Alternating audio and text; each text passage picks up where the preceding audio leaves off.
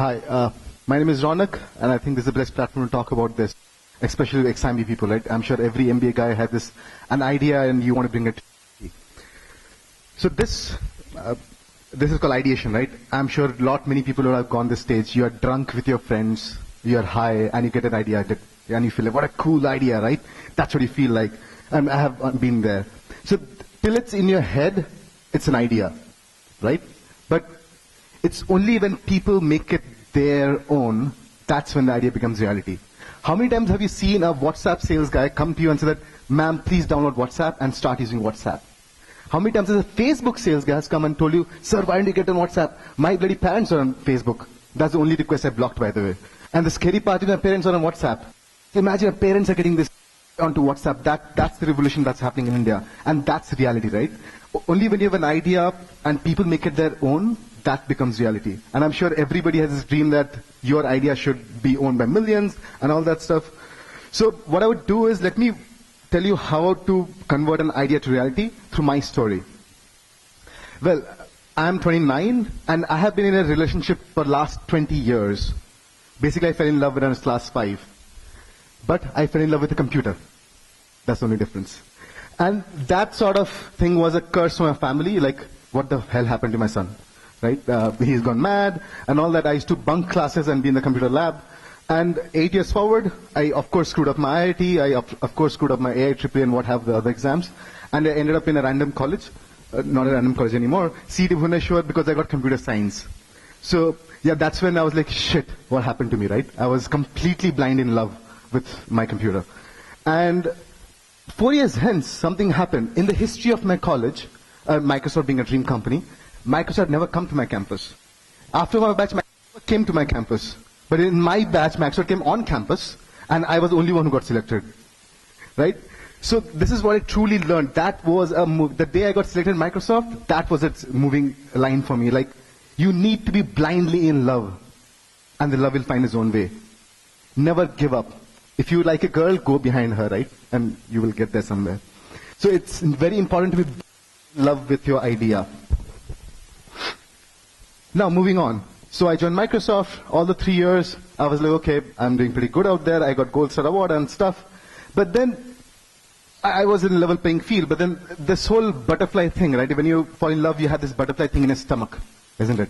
So I was like, okay, all the 3 years I was waiting that I'll get an idea someday and I will do something of my own, right? And but then, that never happened. So 3 years hence, I was actually in Bhubaneswar. I was partying again. I was high. And then, one of my friends said, hey, I think we should do something in life. I don't know what happened, but then that line itself, I had this thing like, dude, what am I doing, right? The next day I went and I resigned from my job without having no clue what the hell am I going to work on. And I created NowFloats with this to get a small business, a retailer, because we have 56 million SMEs in India. We have 200 million SMEs across the globe, a retail shop. But everybody has a simple dream to get more customers within their own city. So in 2011, I went to them and said, hey, you know how to do SMS, isn't it? No freaking apps and nothing. 3 simple SMS, and you go live. You are online. And you can manage your entire online presence using simple SMS. Now that somehow got their attention. People thought, SMS, hey, it's pretty easy. Let me just do it, right? That's what people thought. And with that story, people started updating quite a lot. We started getting ridiculous business updates. 10% off on iPhone. During Diwali, we used to get 10% off on some pattu saris. We got a lot of apparel customers, apparently. They would not, the behavior earlier was a guy might have a website, but he would never update it. By just making content creation simple, by just making technology simple, we today get 20,000 business updates a week. We get to know what's happening in a store. Now with that, of course being a tech guy, we wrote a machine learning algorithm, an AI bot, which looks at the content and automatically optimizes it for local search. So anybody looking for, let's say, tunics and capris in Hyderabad finds one of my customers, and that's what we call local SEO. Now with that, we took people online, we did automated SEO, and we moved inventory. And we reached today, within last 2011-2016, we reached 200,000 retailers in India, out of which 175,000 retailers pay us. So we are sort of the fastest growing SME tech company in India. We get 6 million consumers who look for this information and land up on one of the merchants whom we enable. We're absolutely the back-end guys. We don't exist. We are the transparent marketplace. And we move $2 million worth of inventory from the shops every month. That's the power of creating simple technology that works. So yeah, and hence my biggest learning. If you feel the butterflies in your stomach, jump. Do not be logical. How many of you have seen, how many Fortune 500 company founders are MBA grads? Because if you're logical, you'll never do a startup. Ever in your life. Because I had been very straightforward. Imagine me leaving my job at Microsoft, saying that I will create website and I'll get people online through SMS. What the hell was I smoking, right? So you can never be logical about your gut feeling. You need to follow your gut. If there are butterflies in your gut, jump. That's my biggest learning. And by the way, with that, me and one of my alumni of your college, Sati, we created this. So this is Bolt, the world's first smart, not a charger. It's a smart charger for bikes. So which not only charges your phone, but also helps you track your riding experience. Today as a rider, I love riding bike. So today as a rider, I really do not get to track what is the average speed because if I'm Leh Ladakh, navigation doesn't work, the data doesn't work. So we created this, and till date we have tracked around 5 lakh kilometers across India. I mean, my riders have tracked around 5 lakh kilometers around India in Bolt. So okay, moving on. That's the setting of the idea. But now let's say you jumped, right? You felt the butterflies, you jumped. You're illogical and stupid. Now what? You can't do jack alone. Nothing happens alone. It's just that you can think of an idea, but you need a team. Now, the only way you can create a team is if you do this. You need to learn to trust people first for them to trust you back. I started my company alone, but now, if you look at this picture, I have 3 other co-founders who are very senior to me. I used to always go to people and say that, hey, I'm an ex-Microsoft, this is what I'm working on. I hate the idea that people say I'm working in a stealth mode. I have no respect for that. Because if you think that idea is good, there are 10 other people thinking the idea is exactly the same idea. You need to share it with everybody. Because that gets you the trust. Jazz was 18 years into Microsoft, and he was a VP at CA. He left his job and joined me. Neeraj was 15 years into advertising in Dubai. He left his job and joined me. Nitin was a global sales head at Microsoft. He left and joined me. So we are now 4 co-founders at NowFloats, and we're 250 employees at NowFloats with 175,000 paid customers. It only happened because I never believed that anything to be stealth mode. I share all my ideas in the competition in the market. If I have to get a meeting with them, I say, hey, this is what I'm working on. These are my future plans. Because that helps me extract their secret information from their side. So you need to put the trust on the table first. Now, so let's say you do that, and then you have a big team who are better than you and senior than you. How do you make them work? This. You need to make them feel that it was their idea and you didn't exist. So when I call my team for a meeting, I walk them through the exact decision tree which I'm a tech guy, I use a lot of tech things.